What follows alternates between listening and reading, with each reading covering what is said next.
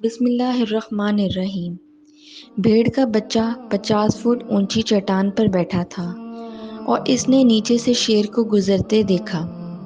بھیڑ کے بچے نے شیر کو چھوٹا سا پتھر مارا اور ہنس کر بولا، چاچا جان السلام علیکم۔ شیر نے غصے سے بھیڑ کے بچے کی طرف دیکھا، پھر چٹان کی طرف دیکھا اور اس کے بعد بولا، بھتیجے یہ تم نہیں بول رہے، یہ 50 فٹ اونچی دیوار بول رہی ہے۔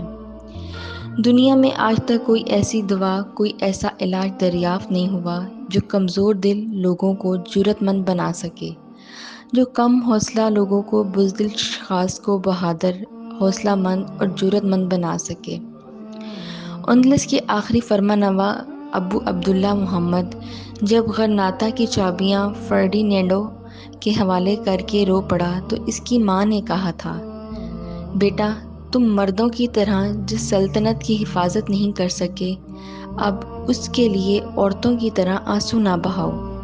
اس سے ملتی جلتی بات مغل بادشاہ محمد شاہ رنگیلا کو اس کے وزیر اعظم نظام الملک نے کی تھی۔ نظام الملک نے بادشاہ کو کہا تھا، ذل الہی، فوجیں بادشاہ کو جرأت مند نہیں بناتی، بادشاہوں کی جرأت فوجوں کو بہادر بنایا کرتی ہیں۔ کاش آپ کی والدہ نے آپ کو دودھ میں جرأت گھول کر پلائی ہوتی۔ جرأت اللہ کا وہ عظیم تحفہ ہے جو ادھار ملتا ہے، خریدا جا سکتا ہے اور نہ ہی کسی سے چھینا جا سکتا ہے۔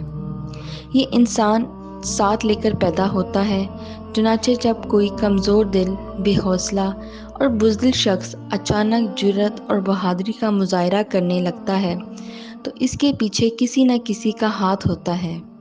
کسی بزدل شخص کی بہادری بھیڑ کے اس بچے کو اسلام سے ملتی جلتی ہے جو 50 فٹ اونچی چٹان پر بیٹھا تھا۔